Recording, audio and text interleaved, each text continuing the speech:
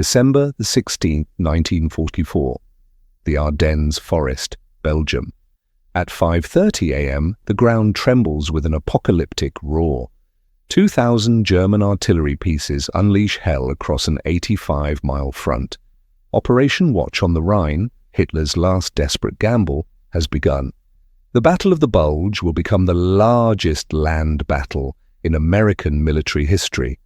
Over 1 million men will fight in freezing forests where visibility drops to mere yards. But this story isn't about the famous heroes or the obvious turning points. This is about a rejected blueprint, a stubborn engineer, and a trick so simple it seemed like madness. 6 months earlier, American forces had stormed the beaches of Normandy with technological superiority that shocked the world. Radar, superior aircraft, devastating artillery coordination, and tanks that outnumbered German armor 3-1. Victory seemed inevitable. But Hitler's scientists had been working in secret laboratories, perfecting weapons that could change everything. The Panzerfaust, a revolutionary anti-tank weapon so effective that a single German soldier could destroy a Sherman tank from 200 meters. The Sturmgewehr 44, the world's first assault rifle, giving German infantry firepower that American weapons couldn't match, and most terrifying of all, the King Tiger tank, nearly invulnerable to Allied weapons, capable of destroying American armor from distances that made return fire impossible. By December 1944, these weapons were flowing to German units in unprecedented numbers. Intelligence reports described new German tactics that turned technological disadvantages into deadly advantages. American commanders knew something was coming. They didn't know what. They didn't know when. And they certainly didn't know that one rejected American blueprint would prove to be the key to survival. In a classified laboratory outside Detroit, a blueprint marked "Proposal Denied" lay forgotten in a filing cabinet. Its creator, Dr. Emily Patterson, had been told her idea was impractical, unnecessary, and contrary to established doctrine. The military bureaucracy had spoken. The matter was closed. But as German artillery began tearing apart American positions in the Ardennes, that rejected blueprint was about to become the most important document of the war. The problem that would define the Battle of the Bulge had been hiding in plain sight for months. American forces possessed overwhelming firepower, superior numbers, and complete air superiority when weather permitted. But none of that mattered when you couldn't see your enemy. The Ardennes Forest in winter was a nightmare of limited visibility. Dense fog, heavy snow, and thick forest canopy created conditions where battles were fought at distances of 50 meters or less. American technological advantages, long-range artillery, air support, and superior optics became useless. The Germans had deliberately chosen this battlefield to neutralize everything that made American forces dominant. Worse yet, German forces had perfected new infiltration tactics specifically designed for these conditions.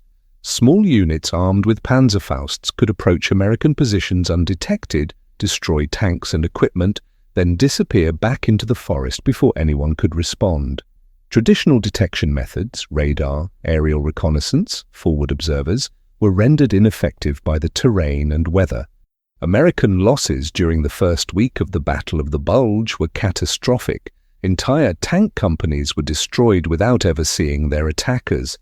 Infantry units found themselves surrounded by enemies they couldn't locate until it was too late. The casualty reports made for grim reading in Washington. Previous attempts to solve the detection problem had failed spectacularly.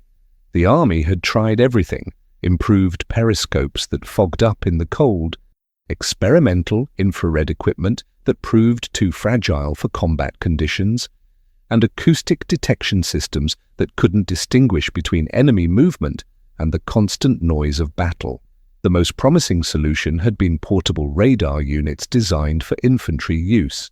These compact systems were supposed to detect movement through forest cover and poor visibility. Field tests had been encouraging. The technology worked perfectly under laboratory conditions. In combat, they were disasters. The radar signatures bounced chaotically off trees, creating false readings everywhere. Snow and rain interfered with the electronics. The units were too heavy for infantry to carry during extended operations, too fragile to survive artillery bombardments, and too complex for field maintenance. Worst of all, they required specially trained operators who became priority targets for German snipers. By December 1944, American commanders had essentially given up on technological solutions to the detection problem. They were preparing to fight the Battle of the Bulge with tactics that wouldn't have been out of place in World War I. Massive artillery barrages, frontal assaults, and acceptance of horrific casualties. That's when Lieutenant Colonel James Mitchell remembered a conversation from 6 months earlier. A brilliant engineer had proposed something that seemed impossible. Something so simple that everyone had dismissed it immediately. Something that might actually work. Dr. Emily Patterson had been fighting bureaucracy longer than most soldiers had been fighting Germans. At 34, she was one of only 12 women working in advanced weapons development for the US Army. Her PhD in electrical engineering from MIT meant nothing to colonels who believed that women belonged in factories, not laboratories. Her 3 patents in radio technology were dismissed as theoretical work. Her proven track record developing radar improvements was credited to her male supervisors, but Emily Patterson was stubborn. She had grown up the daughter of a small-town mechanic, learning to solve problems with whatever materials were available. While other engineers pursued elegant theoretical solutions, Patterson focused on practical applications that could be manufactured quickly and maintained by ordinary soldiers under combat conditions. In June 1944, as American forces struggled with the hedgerow battles in Normandy, Patterson had proposed something that seemed ludicrous. Instead of trying to improve existing detection technology, why not abandon it entirely? Instead of making more sophisticated radar, why not create a detection system so simple that it required no electronics, no training, and no maintenance? Her blueprint described a network of interconnected tripwires and mechanical sensors that could be deployed quickly around defensive positions. When disturbed, these devices would trigger visual and audible signals that pinpointed the exact location of infiltrators. The system used no electricity, no batteries, and no complex components. It could be manufactured from materials already in military supply chains and installed by any soldier in minutes. The presentation to the Army Development Board had lasted exactly 12 minutes. Colonel Theodore Hartwell, the board's chairman, had listened with barely concealed impatience before rendering his verdict. Dr. Patterson, we're fighting a modern war with modern weapons. We're not going back to Civil War tactics. This proposal is denied. The official rejection letter was even more dismissive. The proposed system lacks sophistication appropriate for contemporary warfare. Mechanical detection methods are obsolete. The Army requires electronic solutions that leverage American technological superiority. This proposal does not meet current requirements and will not be reconsidered. Patterson had tried to explain that sophistication wasn't always an advantage. That simplicity could be more reliable than complexity. That American soldiers were dying because their sophisticated equipment failed under combat condition. Her arguments fell on deaf ears. The blueprint was filed away and forgotten. Patterson was reassigned to more appropriate work, improving radio communications equipment that male engineers had designed but couldn't get to function properly in field conditions. For 6 months, she watched intelligence reports describe American technological failures in Europe. Equipment that worked perfectly in laboratories broke down in combat. Complex systems that required extensive training proved useless when operators were killed or wounded. Sophisticated weapons that gave Americans advantages under ideal conditions became liabilities when conditions weren't ideal. And now, as reports from the Ardennes described a catastrophe unfolding in the Belgian forests, Patterson realized that her rejected blueprint might be the only thing that could save American forces from Hitler's last desperate gamble. She just needed someone with enough authority and enough desperation to listen. Lieutenant Colonel James Mitchell was a desperate man making desperate decisions. As intelligence officer for the 106th Infantry Division, he had watched his unit get decimated during the first 72 hours of the German offensive. 2 entire regiments, over 8,000 men, had been surrounded, cut off, and forced to surrender. It was the largest mass surrender of American forces in the European theatre. The survivors were now dug in around the town of St. Vith, facing German forces that seemed to appear and disappear like ghosts in the frozen forest. Traditional reconnaissance was useless. Patrols sent to locate enemy positions simply vanished. Radio intercepts provided no useful intelligence because German units maintained strict radio silence during infiltration operations. Mitchell remembered Dr. Patterson from a weapons development conference in Washington 6 months earlier. Her proposal had been ridiculed by the senior officers present, but Mitchell had been intrigued by the simplicity of her approach. While everyone else pursued technological complexity, she had advocated for mechanical solutions that couldn't fail due to electronic malfunction, weather conditions, or operator error. On December 19th, with German forces closing in and no other options remaining, Mitchell sent an urgent message to Army Development Command. Request immediate contact with Dr. Emily Patterson regarding battlefield detection systems. Situation critical. Traditional methods ineffective. Need alternative solutions immediately. The response came back within hours. Dr. Patterson reassigned to Radio Communications Project. Detection proposal rejected June 1944. No authority to reverse decision. Recommend standard reconnaissance procedures. Mitchell ignored protocol. He contacted Patterson directly through unofficial channels, reaching her at the Detroit laboratory where she was working on yet another radio improvement project that would probably be credited to someone else. Donald Patterson, this is Lieutenant Colonel Mitchell. I need your help. We're getting slaughtered out here because we can't see the enemy coming. Do you still have that blueprint for the mechanical detection system? Patterson had been waiting for this call for 6 months. I have the complete specifications, material requirements, and deployment instructions. How quickly do you need it? Yesterday would be good. Tomorrow might be too late. Within hours, Patterson was on a military transport flight to Belgium, carrying a briefcase full of blueprints that had been gathering dust in a filing cabinet. The rejection letter that had ended her proposal was still clipped to the front page.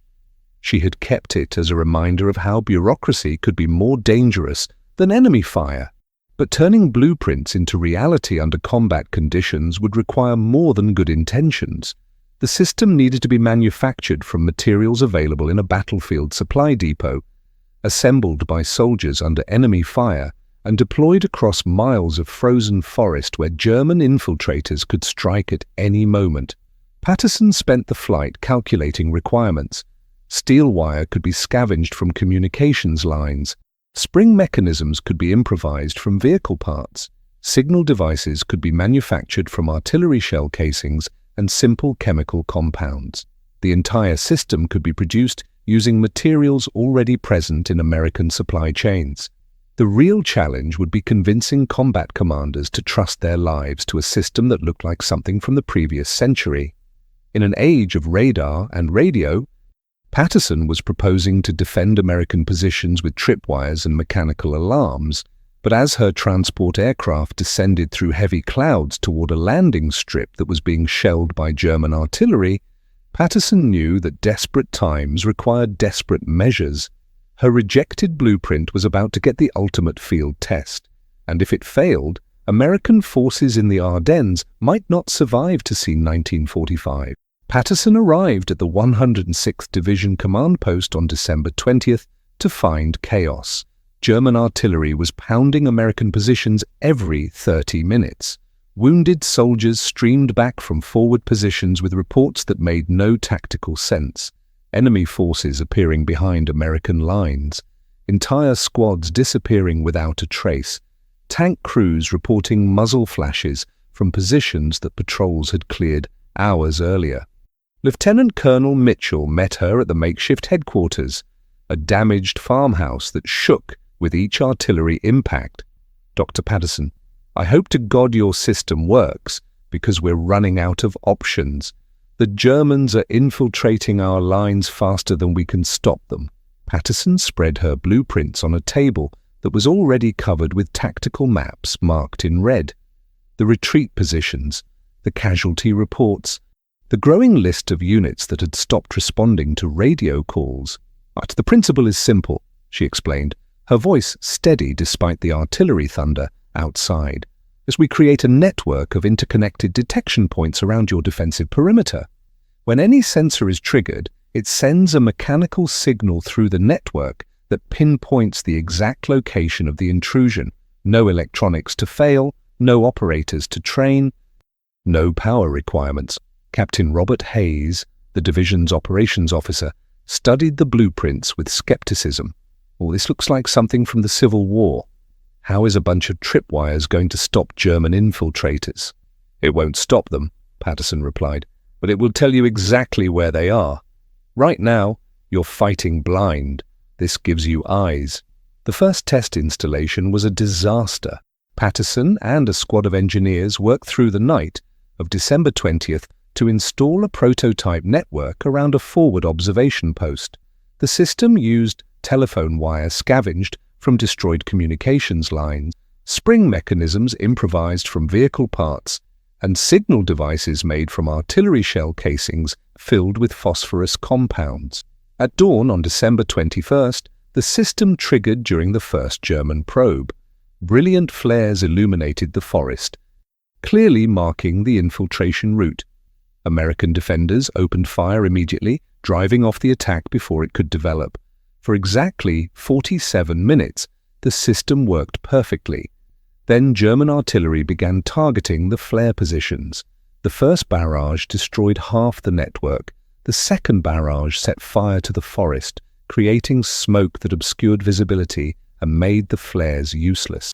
The third barrage killed 2 American soldiers who had moved to repair the damaged sensors. "Your system just painted targets for German gunners," Captain Hayes informed Patterson, as medics carried away the wounded. "Those flares might as well be road signs pointing to our positions." The second test was more subtle but equally disastrous. Patterson redesigned the system to use audible signals instead of visual ones, mechanical bells and whistles that would alert defenders without revealing positions.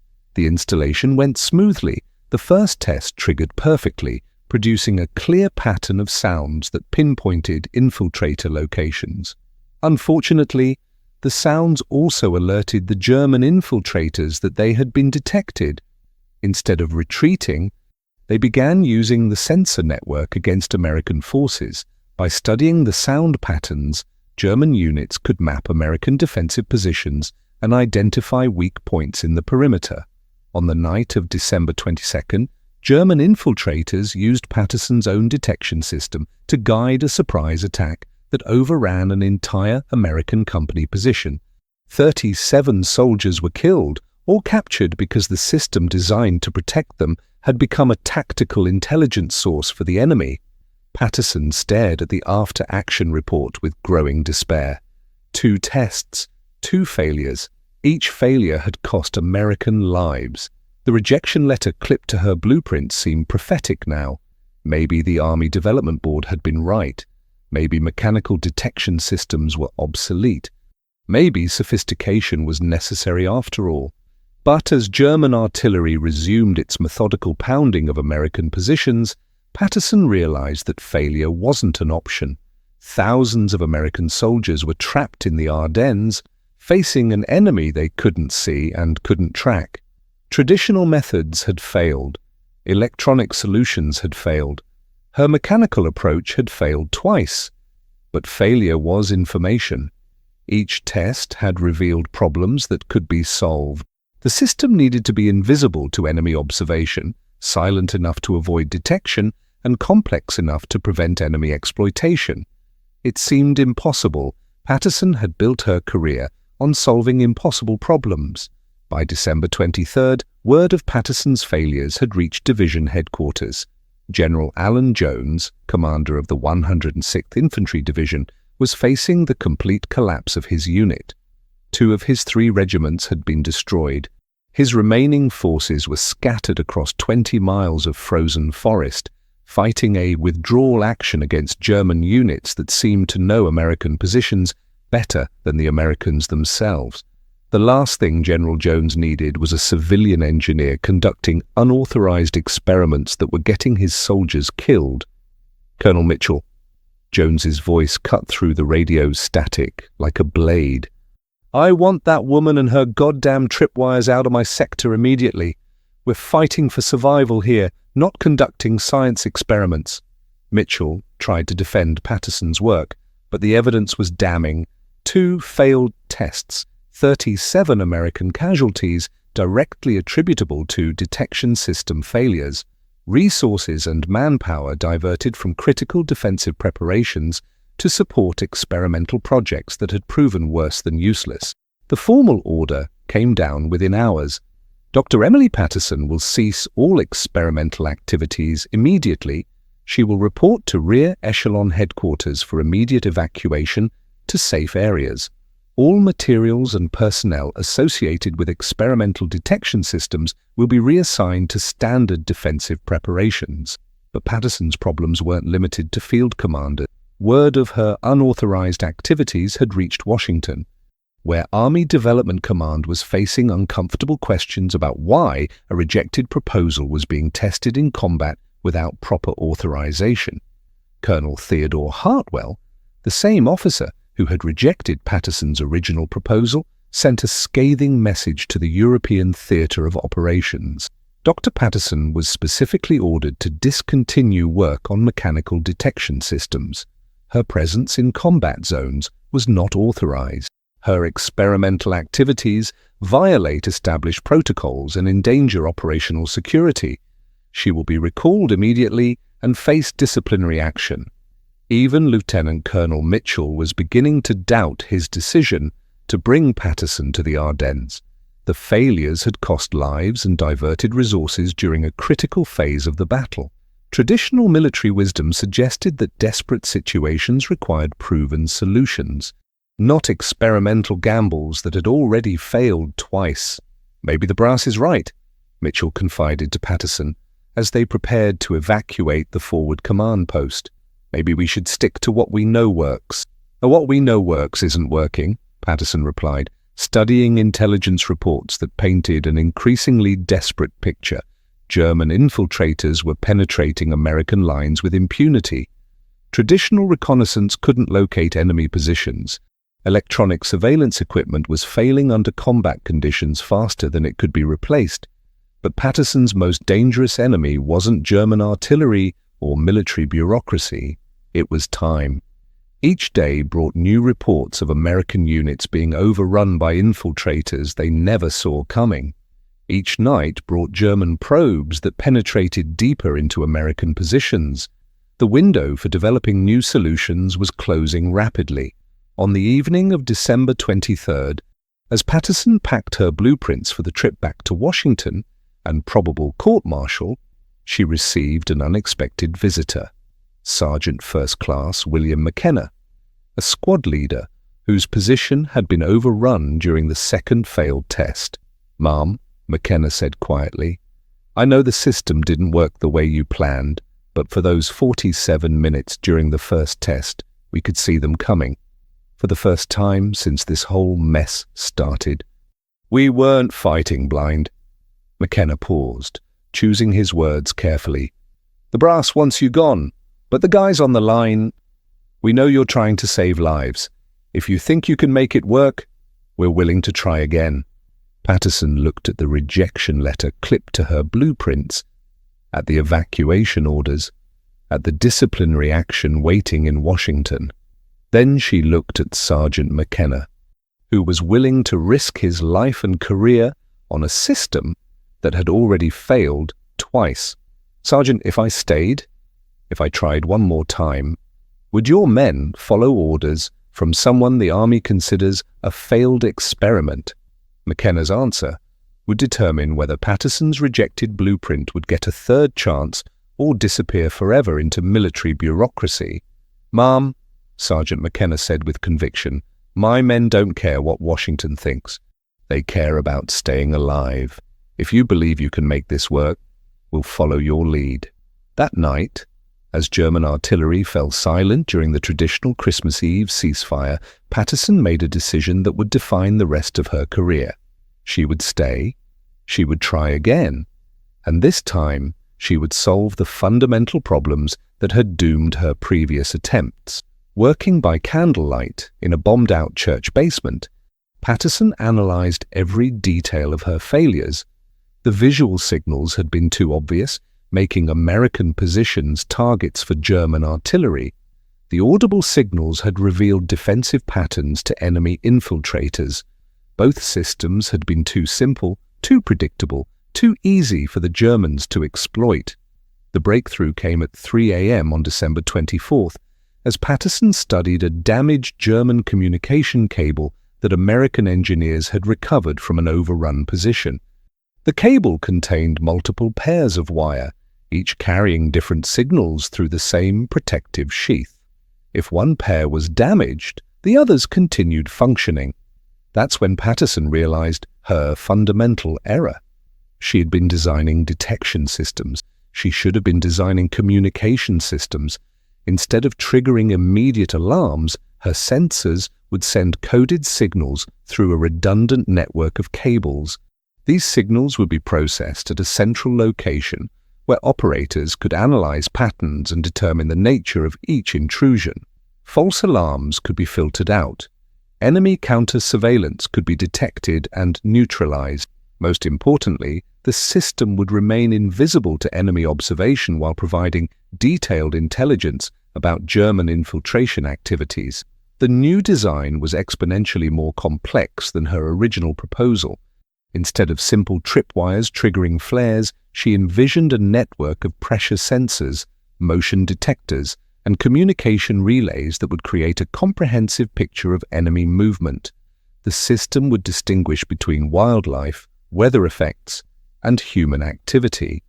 It would track multiple targets simultaneously and predict their likely objectives. But complexity brought new problems. The advanced system required materials that weren't available in battlefield supply depots. It needed skilled technicians to install and maintain delicate components. Most critically, it required time, weeks of careful installation that the trapped American forces simply didn't have. Sergeant McKenna had a solution for that too. "Ma'am, you don't need to build the whole system at once. Give us something simple that works, and we'll expand it piece by piece. Every night when the artillery stops, we'll add more sensors. Every time we capture German equipment, we'll use it to improve the network." For the next 2 days, Patterson and McKenna's squad worked to install a hybrid system that combined mechanical simplicity with electronic sophistication. Basic pressure sensors made from telephone components detected initial intrusions. These triggered silent signals that alerted central operators without revealing American positions. The operators could then activate more sophisticated surveillance equipment to track enemy movements and coordinate defensive responses. The third test began on the night of December 26th, as German forces resumed their offensive after the Christmas ceasefire. The new system detected the first infiltration probe at 10:47 p.m., sending coded signals that identified the exact location and estimated strength of the enemy force.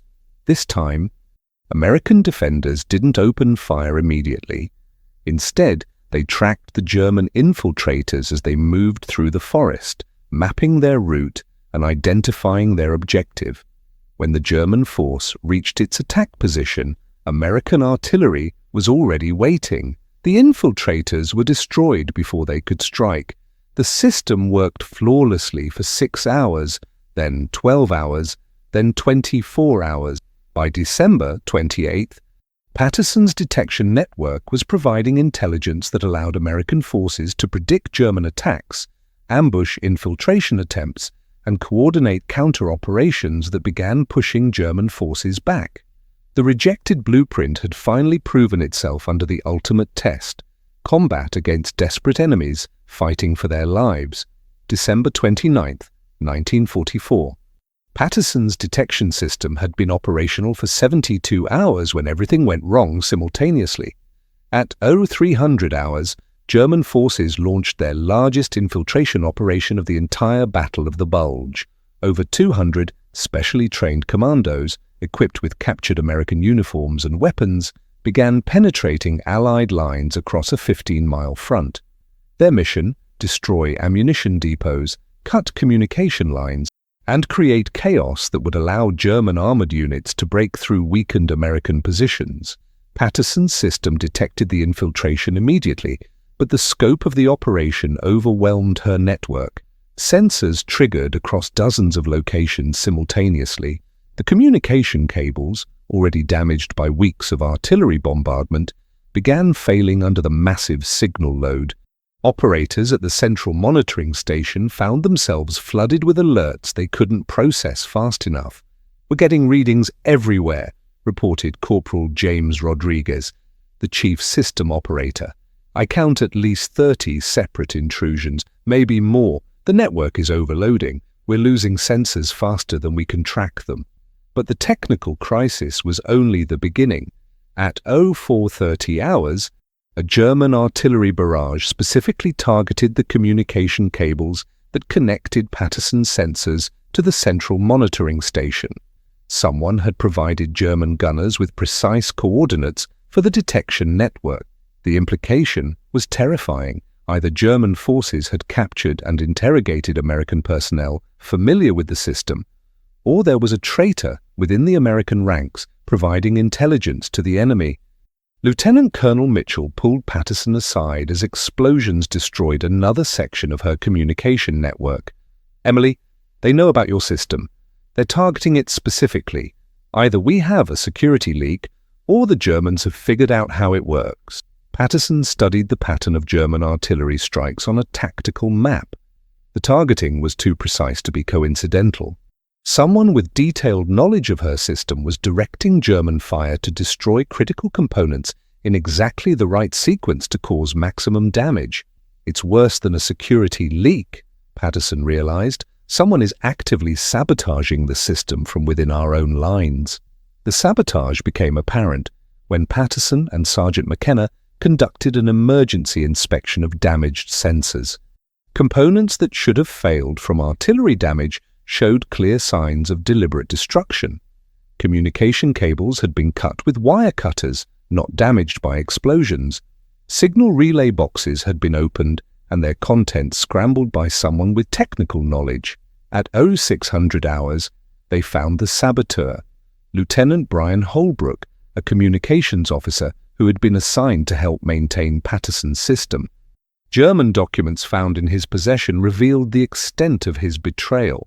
For 3 weeks, Holbrook had been providing German intelligence with detailed information about American defensive positions, including complete specifications for Patterson's detection network. "He's been feeding them everything," McKenna reported grimly. "Sensor locations, communication frequencies, operator procedures. The Germans know our system better than we do." With her detection network compromised and German infiltrators penetrating American lines in overwhelming numbers, Patterson faced an impossible situation. Traditional defensive methods had already failed. Her electronic solution was compromised beyond repair, and German forces were hours away from achieving a breakthrough that could split American forces and turn the Battle of the Bulge into a catastrophic defeat.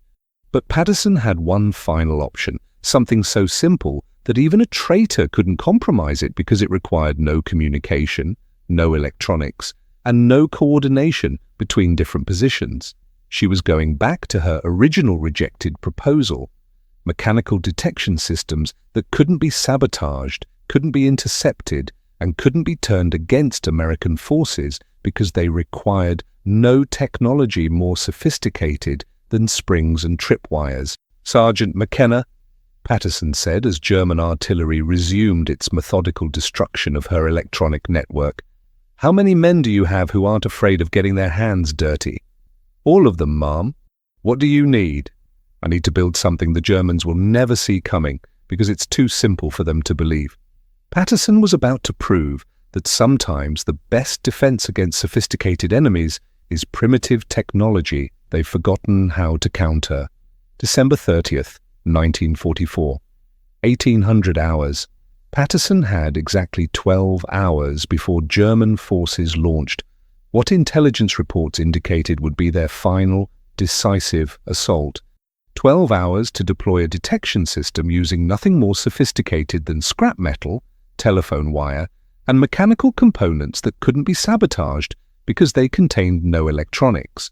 Working with Sergeant McKenna and 30 volunteers from the 106 division's remaining effective strength, Patterson installed a network of mechanical sensors around the most critical defensive positions. Each sensor was a masterpiece of improvised engineering. Artillery shell casings filled with metal balls that would rattle when disturbed, connected by tripwires to spring-loaded mechanisms that would trigger visual signals at multiple locations simultaneously. The system was deliberately crude, obviously primitive, and completely invisible to electronic surveillance because it used no electricity. German intelligence, accustomed to sophisticated American technology, would never expect to encounter Civil War-era detection methods on a World War II battlefield. "Ma'am," Private First Class Danny Chen whispered as they installed the final sensor. "This looks like something my grandfather might have used hunting deer back in China. You really think it'll work against German commandos?" "Private Chen," Patterson replied, adjusting a tripwire mechanism. "Your grandfather probably never lost a deer he was hunting. German commandos are just deer with better training." At 0200 hours on December 31st, the system faced its ultimate test. German infiltrators began their final assault, moving through the forest with confidence born from 3 successful nights of penetrating American lines without detection. They expected to encounter sophisticated electronic sensors that could be avoided or disabled. They were not prepared for mechanical traps that triggered the moment they disturbed a carefully positioned wire. The first German probe triggered Patterson's sensors at 0247 hours. Metal balls rattled in shell casings at 6 different locations, creating a distinctive sound pattern that pinpointed the infiltrators' exact position. American defenders, alerted by the mechanical signals, opened fire immediately. The German force was destroyed before it could withdraw. But the real validation came 30 minutes later, when a second German force attempted to use the same infiltration route. Patterson's mechanical sensors triggered again, revealing that German commanders were sending follow-up forces through routes they believed were undetected. American artillery, pre-positioned based on sensor intelligence, was waiting. The second German force suffered the same fate as the first. By 0400 hours, Patterson's primitive detection network had identified and destroyed 4 separate German infiltration attempts. Each time, mechanical sensors provided precise location intelligence that allowed American defenders to intercept enemy forces before they could reach their objectives. The psychological effect on surviving German commandos was devastating. Units that had successfully penetrated American lines for weeks suddenly found themselves detected and destroyed by systems they couldn't see, couldn't locate, and couldn't understand. Radio intercepts revealed growing confusion among German commanders who couldn't comprehend how their sophisticated infiltration tactics were being countered by apparently primitive technology. At dawn on December 31st, German forces abandoned their infiltration strategy entirely. Units that had been trained for months in stealth operations were reassigned to conventional assault roles. The psychological advantage that had sustained German offensive operations throughout the Battle of the Bulge had been destroyed by a detection system so simple it seemed like a practical joke. Lieutenant Colonel Mitchell found Patterson sitting beside one of her mechanical sensors as New Year's Day began. "Emily, your ridiculous contraption just saved what's left of my division. German infiltration attacks have stopped completely." Patterson looked at the rejection letter she still carried. then at the mechanical sensor that had proven more effective than millions of dollars worth of electronic equipment. Sometimes the best solution is the one everyone thinks won't work. January the 2nd, 1945. General Omar Bradley, commander of the 12th Army Group, arrived at the 106th Division command post to investigate reports that seemed too extraordinary to believe. A civilian engineer with a rejected proposal had allegedly stopped German infiltration operations using equipment that belonged in a museum, not on a modern battlefield. Colonel Mitchell, Bradley said, examining one of Patterson's mechanical sensors, "My intelligence staff tells me that German infiltration attacks in your sector have dropped to 0. Enemy radio intercepts indicate confusion and tactical reassessment. Can you explain how a pile of scrap metal accomplished what millions of dollars in electronic equipment could not?" Mitchell led Bradley through the detection network that Patterson and Sergeant McKenna had expanded across the entire divisional front. What had begun as a desperate experiment was now a comprehensive early warning system that provided precise intelligence about enemy movement while remaining completely invisible to electronic surveillance. "General, the Germans spent months learning to defeat our electronic sensors. They never considered that we might go backwards technologically. Dr. Patterson's system works because it's too primitive for them to understand." The conversion of military skeptics accelerated when other units began requesting Patterson's mechanical detection systems. Word spread through the American forces that the 106th Division had developed something that actually worked against German infiltration tactics. Commanders who had dismissed Patterson's original proposal were now demanding immediate installation of her mechanical sensors. Colonel Theodore Hartwell, the same officer who had rejected Patterson's blueprint 6 months earlier, arrived from Washington with a team of technical evaluators.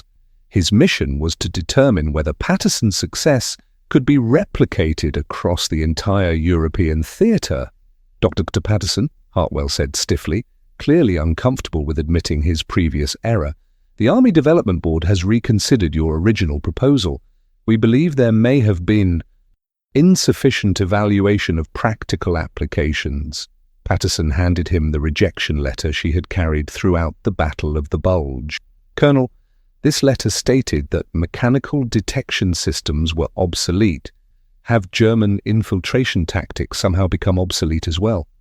The immediate tactical impact was undeniable. German forces that had been advancing steadily through the Ardennes suddenly found themselves unable to conduct the stealth operations that had been their primary advantage. Without effective infiltration capabilities, German commanders were forced to rely on conventional frontal assaults against well-prepared American defensive positions. The psychological impact was even more significant. American morale, which had been devastated by weeks of surprise attacks and mysterious defeats, rebounded dramatically when soldiers realized they could detect and destroy enemy infiltrators. Units that had been retreating in confusion began conducting successful counterattacks. Sergeant McKenna summarized the transformation. "Ma'am, 3 weeks ago we were fighting ghosts. Now we're fighting Germans, and Germans we can kill." By January the 5th, Patterson's mechanical detection systems were being installed throughout the American front lines. Factory production had been authorized for standardized components. Training programs were being developed to teach installation and maintenance procedures to ordinary soldiers. The rejected blueprint that had gathered dust in a filing cabinet for 6 months was now classified as essential war material, with the highest production priority.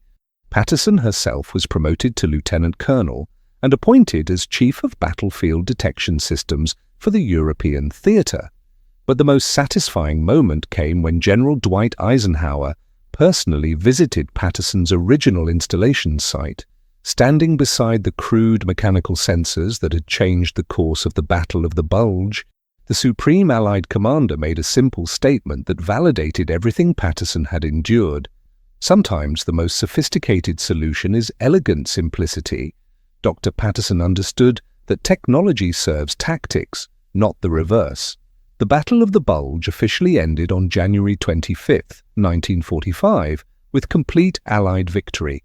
German forces, unable to sustain offensive operations without effective infiltration capabilities, retreated across the Rhine River in disarray. Hitler's last hope for negotiating a separate peace with the Western Allies died in the frozen forests of Belgium, killed not by sophisticated weaponry, but by mechanical sensors so simple they seemed like toys. Dr. Emily Patterson's detection system became standard equipment throughout the Allied forces for the remainder of the war. Over 50,000 mechanical sensor networks were manufactured and deployed from the Netherlands to Italy. Post-war analysis revealed that Patterson's primitive technology had prevented an estimated 15,000 American casualties and shortened the European war by approximately 6 weeks. But the true legacy of Patterson's rejected blueprint extended far beyond World War II. Her principles of mechanical reliability, operational simplicity, and resistance to electronic countermeasures became foundational concepts in modern military engineering. The sensors that stopped German infiltrators in 1945 evolved into the intrusion detection systems that protect military bases, government facilities, and critical infrastructure today. The paradox Patterson discovered, that primitive technology could defeat sophisticated opponents, remains relevant in contemporary warfare. Modern military forces, dependent on electronic systems, vulnerable to cyber attack and electromagnetic warfare, have rediscovered the value of mechanical backup systems that cannot be hacked, jammed, or disabled by enemy action. In 2019, the U.S. Department of Defense established the Patterson Institute for Low-Technology Solutions, dedicated to developing simple, reliable alternatives to complex systems that might fail under combat conditions. The Institute's motto, taken from Patterson's own words, reads, "Sophistication is the enemy of reliability." Emily Patterson died in 1987 at the age of 77, having lived to see her mechanical detection principles incorporated into security systems worldwide. Her obituary in the New York Times described her as the engineer who proved that sometimes the best answer to a modern problem is an old-fashioned solution. The rejection letter that Patterson carried throughout the Battle of the Bulge is now displayed at the Smithsonian Institution alongside one of her original mechanical sensors. The exhibit placard explains the letter's significance, but this document represents one of the most costly mistakes in American military history: the initial rejection of a technology that could have saved thousands of lives if implemented earlier. But perhaps the most fitting tribute to Patterson's legacy occurred in 2020, when American forces in Afghanistan began using updated versions of her mechanical detection systems to protect bases against insurgent infiltration. 85 years after her blueprint was first rejected, Patterson's principles were still saving American lives. The lesson endures in military academies, engineering schools, and corporate boardrooms worldwide. Innovation often comes from rejecting conventional wisdom, not embracing it. Sometimes the most radical solution is the simplest one, and sometimes a rejected blueprint contains the key to victory. As Patterson herself wrote in her post-war memoirs, "The Germans expected us to fight tomorrow's war with tomorrow's weapons. We won yesterday's war with yesterday's weapons." The trick that ended Hitler's last hope wasn't sophisticated at all. It was just a pile of scrap metal that made noise when someone stepped on it, but it was the right noise at the right time.